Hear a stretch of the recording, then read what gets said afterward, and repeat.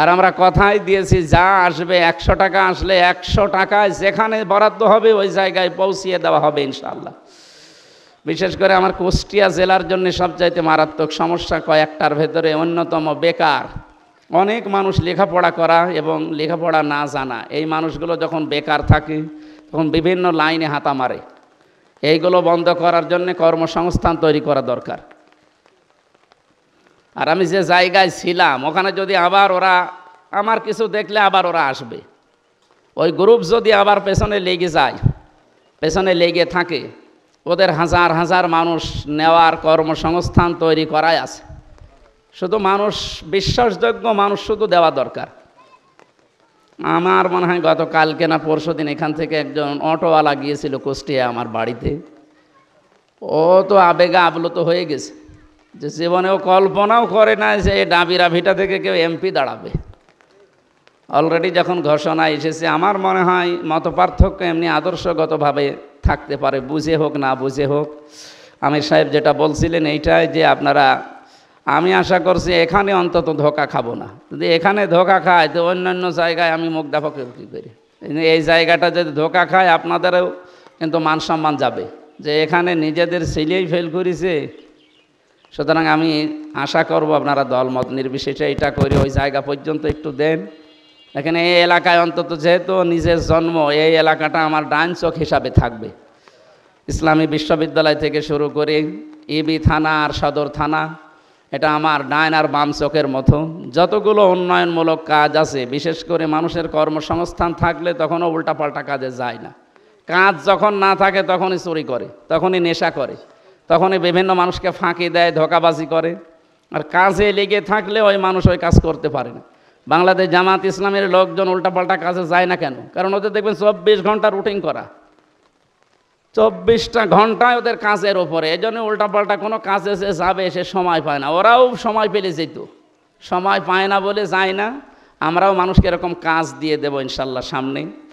আকিস গ্রুপের ওনারা যেহেতু জানিয়েছে হালকা, এটা মাইকে বলা ঠিক না, যে বিরুদ্ধে যারা আছে তারা যদি ওই যে ঘোষণা যা দিয়েছে ওনারাও অলরেডি থাকবে পেছনে। আর আমাকে আল্লাহরা জায়গা মতো পৌঁছিয়ে দিলে এই এলাকা সহ আমার ইবি সদর থানায় আমার আয়ত্তে যা আছে কর্মসংস্থান তৈরি করে দিলে দেখবেন এই মানুষগুলো আস্তে আস্তে আল্লাহওয়ালা হয়ে যাবে। প্রতি মাসে মাসে যদি 20,000, 30,000, 50,000 করে একজন মানুষ আয় করতে পারে, ওর ব্যয় যদি প্রতি মাসে 15,000 হয়, আয় 20,000 হয়, ও তো এমনি ভালো হয়ে যাবে। মানে পেটে খাবার থাকলে তখন এমনিই ইবাদত ভালো লাগে। আর পেটে খাবার না থাকলে ও যতই কোরআন শরীফ পড়েন আল্লাহওয়ালা করেন, হয় না। এই জন্য আজকের তেলাওয়াতকৃত আয়াত আপনারা শোনেন, কদ আলামু কদ না আলামু ইন্নাহু লা ইয়াহজুনুকা আল্লাযী ইয়াকুলুনা। হে নবী, আপনার কি কষ্ট লাগে যখন ওই মানুষগুলো আপনার বিরুদ্ধে উল্টাপাল্টা কথা বলে? ওরা তো আপনাকে খারাপ বলে না, বলে তো সরাসরি আমার আয়াতকে ওরা মিথ্যা প্রতিপন্ন করে।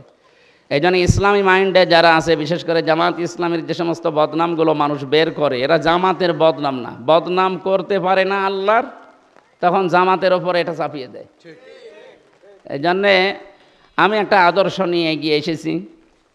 একটা পথিকও আপনারা শুনলেন, ফেব্রুয়ারির 12 তারিখে ঘোষণা দেওয়া আছে নির্বাচনের। যদি ওই অনুযায়ী হয়ে যায়, আর যে সাড়া আমি পেয়েছি প্রত্যেকটা প্রায় 13টা ইউনিয়নের 10টা ইউনিয়নে আমার যাওয়া হয়ে গেছে, যতটুকু পেয়েছি আমার মনে হচ্ছে আল্লাহ রাব্বুল আলামিন আজকে যেমন আনন্দিত আমরা, এরকম একটা আনন্দ 12 তারিখে আবার আসবে ইনশাআল্লাহ। আর আমি কথা দিচ্ছি সন্তান হিসাবে, আজকেও একজন সকালবেলা গিয়েছিল অটো নিয়ে, উনি তো গিয়েছিল কালকে, আজকে আরেকজন গিয়েছিল। তার অভাব, এই যে কর্মসংস্থানটা নেই, এই কারণেই তো মানুষ এখান থেকে ছুটে চলে গেছে কুষ্টিয়ায়।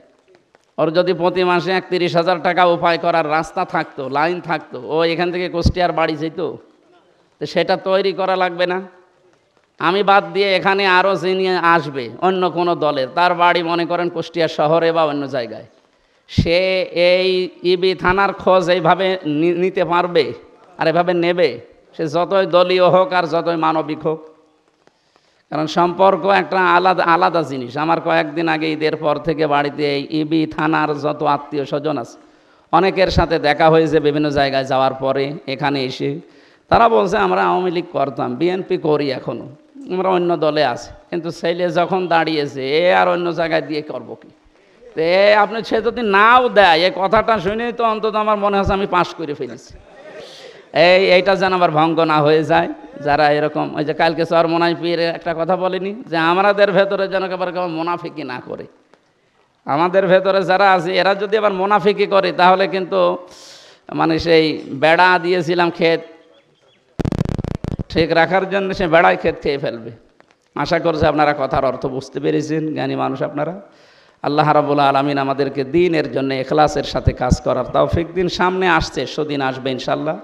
আমি আবার বলছি, যা বাজেট হয় আমার বাবার কিছুই দেওয়া লাগবে না। আমার কুষ্টিয়াতে যা আছে, ঢাকায় যা আছে, একটা টাকা খরচ করা লাগবে না। যা আসে ওইগুলো পৌঁছিয়ে দিলে এলাকা ভেসে যাবে। আমি তো নিচে পড়াশোনা করেছি বা দেখেছি, কিচ্ছু করা লাগবে না। যা আসবে শুধু ওটা সুষ্ঠু বন্টন করা দরকার। সুষ্ঠু বন্টন হয় না বলে এই অবস্থা। এই রাস্তাটা কয় বছর হয়েছে?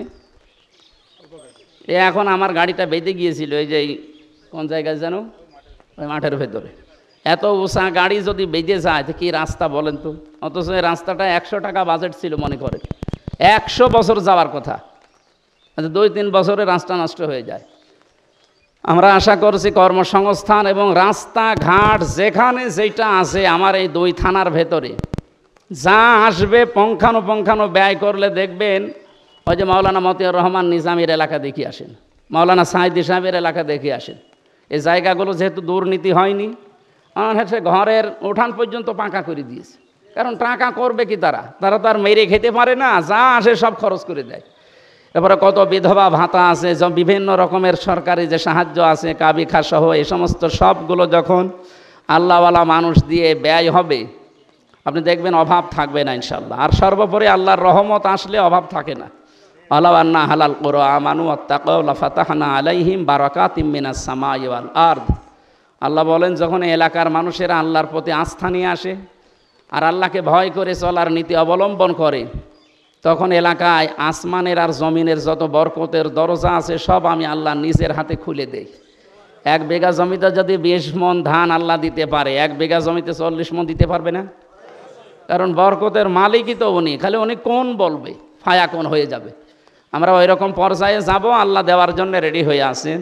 আমরা বিশ্বাস করি আল্লাহ আমাদেরকে সামনে দেবে। যেহেতু এলাকা গরিব, তো অভাবী মানুষ আমরা, বেশি অভাবও থাকবে না ইনশাল্লাহ। দলমত নির্বিশেষে অন্তত এই এলাকায় ইবি থানার ভেতরে যা আছে, যেহেতু আত্মীয় স্বজন বেশি, বিরুদ্ধে যারা আছে আমি কালকেও শুনেছি, ওনারা বলছিলেন যে হামজা যাই হোক ইবি থানায় আমাদের একটা ভোটও আসবে না। কারণ ওর আত্মীয় স্বজন ওই যে থানার ভেতরে যা আছে সব জোড়া দেওয়া। সুতরাং ওখানে যে লাভ নেই, সদর থানায় চিন্তা করো। সদর থানায়ও সাংগঠনিকভাবে এবং অন্য যারা আছে তারা বিভিন্ন মানুষের কাজকর্ম দেখে তারা বিতৃষ্ণা হয়ে গেছে। এমনকি এই যে গতকালের নির্বাচন একটা হয়েছে জেলায়, আপনারা দেখেছেন, সেইটা নিয়ে এখন তামাম দুনিয়া তোলপাড় চলছে। এইটা নিয়ে যদি ওরা নিজেদের ভেতরে এভাবে করে তাহলে জাতীয় আসলে কি করবে? এজন্য মানুষের আস্থা নষ্ট হয়ে যাচ্ছে। আমার মনে হয় এভাবে আর কিছুদিন থাকলে মানুষের আস্থা এমনি নষ্ট হয়ে যাবে, তখন আমাদের আর কিছু করা লাগবে না। আল্লাহ পাকের ওপরে ভরসা করে আমরা এগিয়ে যাচ্ছি। আমি আবার বলছি, এই লাইনের লোক আমি না, ঘোর প্যাঁচ বুঝি না, যা বলি সরাসরি বলি, আর যা আসবে সরাসরি পূরণ করা হবে ইনশাল্লাহ। আমার প্রতি যত চাহিদা, মানুষের যত রকমের আশা, এই আশার জায়গায় পৌঁছিয়ে দিতে না পারলে আমি আমার শুধু মুখের কথাই হবে। আপনি জায়গা মতো বসিয়ে দেন, তখন একটা কল দিলে একেবারে জায়গা নড়ে যাবে। গত পরশুদিন এখান থেকে একটা বিধবা মেয়ে লোক গিয়েছিল। যেহেতু আকিস গ্রুপের বড় একটা প্রতিষ্ঠান আদ্দিন হাসপাতাল, ওনারা যাবার পরে ওনার স্বামী নেই। আমি এমনি মুখ চিনি, মেয়ে লোক তো ভালো তাকানোও যায় না, মুখ চিনি, দেখলাম স্বামী নেই। শুনলাম 12,500 টাকা ওনার বিল হয়েছে চিকিৎসার পরে। আর আমি ওই সময় গেছি ওই ডাক্তারের সাথে দেখা করার জন্য। আমারে বলছে একটা লোক এসে আপনার পরিচয় দিচ্ছিল, এই যে বাইরে বসে আছে। আমি ওনারে ডাকলাম, ওই পাড়ায় বাড়ি, মাঠের ভেতরে। পরবর্তীতে জানলাম, এখন নাম বললে অপমান হবে, এই জন্য বলছি না। 12,500 টাকা বিল, উনি নিয়ে গেছে মাত্র 1500 টাকা। ওনারে বেঁধে রাখার কথা না? এখন শেষে আমার এই মুখের দিকে তাকিয়ে বলছে, হুজুর ঠিক আছে, সব মাফ করে দিলাম, 1500 টাকা দিয়ে উনি চলে যাক। যতটুকু হয়েছে এই চেহারায় যদি 12,500 থেকে মাত্র 1500 টাকা দিয়ে বাকি সব মাফ করে দেয়, তো চেহারা আর একটু সুন্দর করে দেন, 12,500-এর 12,500-ই মাফ হয়ে যাবে ইনশাল্লাহ।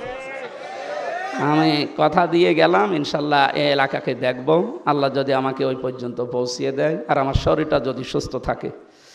আগামীতে ওই ঘাড়ে দায়িত্ব এসে গেলে তখন তো তাফসির মাহফিল দেশে বিদেশে এভাবে করা যাবে না, সর্বোচ্চ 1-2 জেলা মিলে একটা করা যাবে, কারণ তখন দেশ নিয়ে ব্যস্ত থাকা লাগবে, সমাজ নিয়ে ব্যস্ত থাকা লাগবে। আল্লাহ আমাদের যা করার সব যেন আখেরাতের জন্য করার তৌফিক দিন। আজকে যারা কষ্ট করে এসেছেন আপনাদের ওইভাবে সম্মান দিতে পারলে ভালো হতো, আর এইভাবে সাজিয়ে তো জানি না। এটা দায়িত্ব ছিল আবু সুফিয়ান শাওনের, আসলে বৃষ্টি এইভাবে আসবে আমরাও ভাবি নাই, শেষে মনে করেছিলাম যে ভালো হয়ে যাবে পরিবেশ। আগামীতে আরও যদি ডাক দেওয়া হয় আশা করছি আপনারা আসবেন এবং পরিবেশ আরও ইউনিয়নে হবে ইনশাল্লাহ। পুরা ইউনিয়নের 11টা না গ্রাম, 14টা গ্রামকে আমরা একত্রিত করব। আমার ইউনিয়নটা তো অন্য জায়গায় ফেল করি, এই ইউনিয়নে যেন ফেল না হয়, এদিকে আমরা দলমত নির্বিশেষে খেয়াল রাখার জন্য আহ্বান জানাচ্ছি। অনেক সময় নিয়ে নিলাম, আমি আবার আরেকটা অনুষ্ঠান আছে মাগরিবের পরে। আজকের মতো শেষ করে দোয়া চেয়ে গেলাম। আসসালামু আলাইকুম ওয়া রাহমাতুল্লাহ।